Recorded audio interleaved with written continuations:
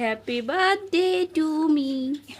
আসসালামু আলাইকুম সুন্দরবনের মানুষজন সবাই কেমন আছেন অবশ্যই কমেন্ট বক্সে জানাবেন। তো এটা গতকালে শুট করা ভিডিও ছিল, এডিট করে আপলোড করতে অনেক বেশি দেরি হয়ে গেল। যেহেতু আমি বার্থডে গার্ল তো ভাবলাম একটা কেক বানিয়ে সবাইকে খাওয়ানো যাক। তো কেক বানানোর জন্য ডিম আর চিনি ব্লেন্ডার করে নিলাম। ব্লেন্ডার করে নেওয়ার কারণ হচ্ছে এতক্ষণ ধরে ফেটানোর সময় নেই, শর্ট টাইমে কেকটা বানাতে যাচ্ছি। তারপর হাফ কাপের একটু বেশি তেল ও দুধ দিয়ে দিলাম। আসলে আমার কাছে মেজারমেন্ট কাপ নেই বলে আমি 4 কাপ ব্যবহার করতেছি। পারফেক্ট কেক বানানোর জন্য অবশ্যই সব উপকরণ মাপমতো দিতে হবে। তারপর ডিমের বিশ্রী গন্ধ দূর করার জন্য দিয়ে দিলাম একটুখানি লেবুর রস। তো আবারও একটু সব উপকরণ ভালোভাবে মিক্সড করে নিলাম।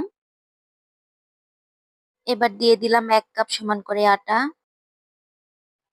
অবশ্যই আটা চালনিতে চেলে দিতে হবে।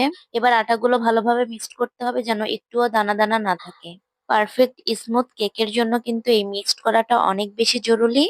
এবার দিয়ে দিব 1 চা চামচ বেকিং পাউডার। বেকিং পাউডার গুলো ব্যাটারের সাথে স্মুথ ভাবে মিক্সড করে নিতে হবে। আসলে যারা নতুন নতুন কেক বানায় তাদের কিন্তু সহজে কেকটা পারফেক্ট হইতে চায় না। এদিক থেকে কিন্তু আমি অনেক বেশি পুরানো। এদিকে একটা পাতিলে বালি দিয়ে আমি প্রায় 10 মিনিটের মতো ফ্রি হিট করে নিয়েছি।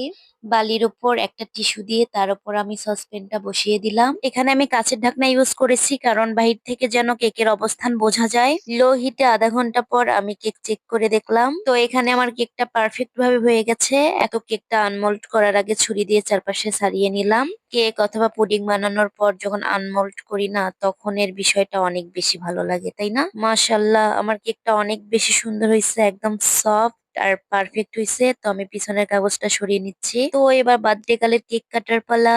Happy birthday to me, happy birthday to me.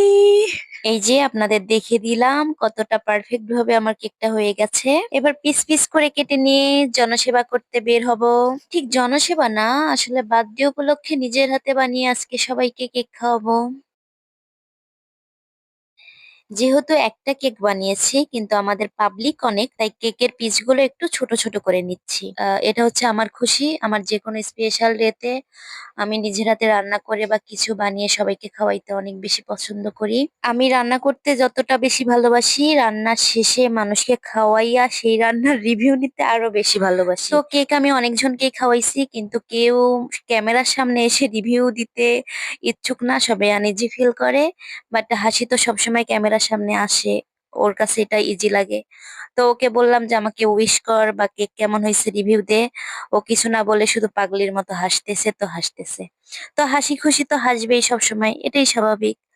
তো আমার ভিডিওটি ভালো লাগলে অবশ্যই লাইক কমেন্ট এন্ড শেয়ার করে দেবেন।